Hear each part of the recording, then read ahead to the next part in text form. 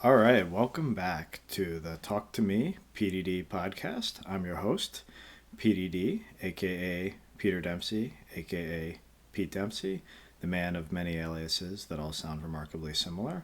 So, this is my opportunity to talk to you about my thoughts on people management, leadership, personal productivity, and pretty much anything that comes to mind. So, hopefully, you'll enjoy it. So, this is episode two, and we're going to talk about systematic improvement. So, originally, I was planning to get into some more people management topics, but after reflecting a little bit on recording the first episode, I thought I'd take a little detour here and talk about my approach to systematic improvement.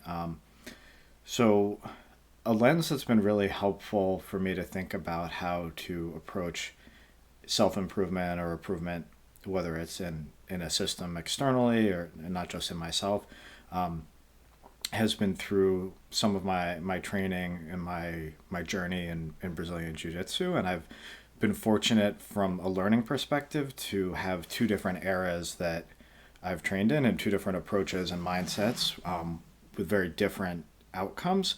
So while that's maybe not the best approach to become a master in the art, I think it's been really helpful for me to think about learning from feedback, and approaches to getting better at anything. So I'll share a little bit about kind of my learnings there, and then how that has translated into other aspects of trying to get better, and maybe some things that you can take away and use for yourself. And again, when I talk about this is not in terms of presenting myself as some sort of Brazilian Jiu Jitsu master. I'm absolutely not. I'm a pure hobbyist, who is just interested in learning and more about the lessons and sort of the meta learning that I've got from it, as opposed to mastery in the art. So just putting that out there. Um, so for those of you who haven't trained in jiu-jitsu, there's many different things to learn. There's a huge amount of, I guess, techniques or skills that you can have to learn. And generally the approach to teaching is you just sort of show up and there'll be some sort of random technique that you learn, or concept. So over a long enough period of time, you'll get exposure to all the things that you need to know. But one of the challenges in the beginning stages is that's potentially going to leave some pretty big gaps in your knowledge. So there's not really any other type of course that you would take where you would just show up at a random time and potentially in the middle of a semester and try and learn that way. There's going to be sort of a set curriculum where you're progressing through the fundamentals and then building on top of that. So one of the things that was a challenge for me in that initial stage, and I think a challenge for a lot of people that train there, is that you're showing up and you're training, but depending on when you happen to be there, where they are, there may be some pretty important things that you haven't learned yet. And given the scope of knowledge, that could be potentially a year or two before you've covered all of that. Now, one of the things that I think is really great about training in jiu-jitsu is that you get a lot of opportunity for really direct feedback on where you are and what's working and what's not. So it can be really clear for you if you have major gaps in sort of your knowledge or your skill set or your approach. And that's really valuable because it gives you an opportunity to see where you can address those concerns. So some of the advice, at least earlier on, or kind of in the initial phase that I trained in, and I think it's still prevalent and good in some ways, but maybe not as common as it used to be, is just to show up, to continue going to training.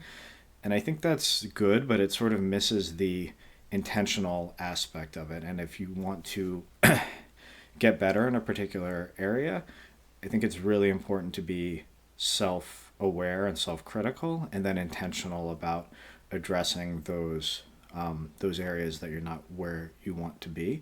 And that's the approach that I've taken sort of in this second phase of learning and practice, and it's been a much better experience for me. So,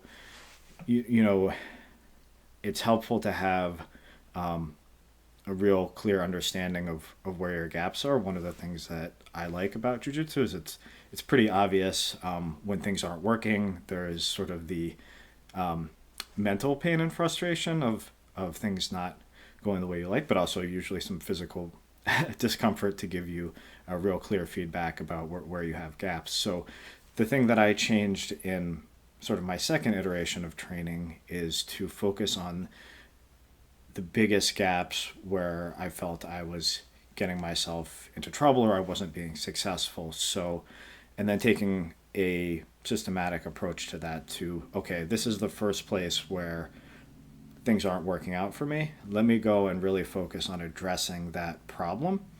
And you'll do that, and it may be a quick fix or it may take some time. Then once that's gotten to a point that it's better, then you can say, all right, now I'm not having a problem here, but I'm having this next problem. Let me go and address that. So instead of trying to address everything all at once, trying to boil the ocean, which can just be really frustrating and difficult to see progress, you're getting to see some real progress and benefits from that because you're addressing that first major weak point and then you're reaping the benefits from it. And then it's going to become apparent what's the next thing that you need to address. So, and this is most true, I think, more in the kind of the beginner stages of learning something, or maybe in the intermediate stages as you become more competent in anything. Then you may be able to work on more different aspects of your skill at the same time. But especially early on, which can still be measured in years, I think it's helpful to take this approach to skills acquisition. So I go through this just kind of giving you a general thought process of how I address closing gaps in my own skills, not just for training in jiu-jitsu, but in work and professional life as well. Where are those big gaps that I have an opportunity to close quickly? So I thought about this in relation to the first episode that I did, looking at how that came out, especially the video piece of it, wasn't exactly where I wanted it to be. So that was the first area that I saw as an opportunity. In this case, I got a new camera. I think it's already looking better. We'll see how it turns out. So that was a real quick fix. Now, I'm sure there are many other things if I go back and look at that in detail that I'll want to address. But I think to feel progress, to pick one big thing, make an improvement on it, and then be able to go back and look and say, all right, now that I've addressed that, what's the next opportunity to get better there? And, also going back to that advice of just showing up, I think in that sense, that is good advice, right? Because if you try and get everything to be perfect before you get out there and show up, you may never get there. You may not even really know what you need to focus on.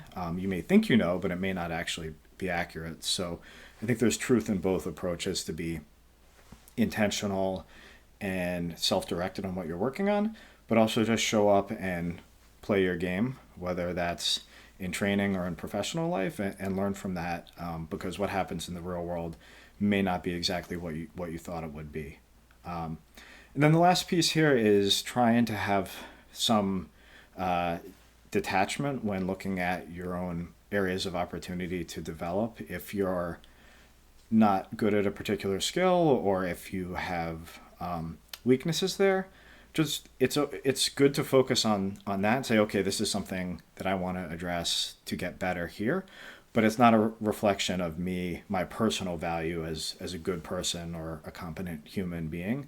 And I think it can sometimes be hard to separate those two things, right? With putting a value judgment on it when we see ourselves not showing up the way that we would like to in particular areas. So trying to balance that too. To get better, we have to be honest with ourselves about where our opportunities are, but also not get so down on ourselves by judging our gaps or our failures there. And being able to do that is really important. I think the more senior you become, or the more recognized or more successful that you are in any endeavor, the more difficult it is to get that honest, critical feedback from external sources. So it's really important that you're able to look at yourself and to be able to analyze that and give yourself that feedback, and not get down on yourself, but use it as an opportunity to get better and to address that. So that's a little bit on my approach to systematic improvement. A little bit of a preview now, talking about some more people manager stuff. I'll just give a little intro on it, and then I'll get into it in the next upcoming episodes. But you see a lot of things out there about the importance of a people manager, things like, oh, well, people don't leave jobs, they leave bad managers, or things like that. So why is it that people managers have such an impact on the employees that they manage? Are people managers, are they a percentage more difficult or harder to deal with than the rest of the population? I don't think that's true, but you might tend to believe that based on how many people vent frustration about their managers or the people they work for or that sort of thing.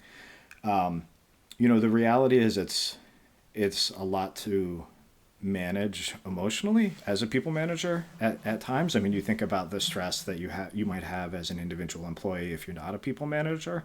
Multiply that by carrying the expectations of a team of people, all with their own burdens, both professionally and personally. So I think that's something that's really important if you want to be a good people manager. It's how you can handle your own emotions and the emotions of that situation and continue to show up as the good person that you are, but being able to do that in an environment that can be demanding. So I'll get into that in the next couple episodes. I've thought about my approach to that and what I think has helped me, and I think about it in terms of a framework that I'm calling the three C's framework. So that would be connection, compartmentalization, and courage. So I'll go through those in more detail in the next couple episodes. So stay tuned. Hopefully you'll enjoy those, and thanks for tuning in.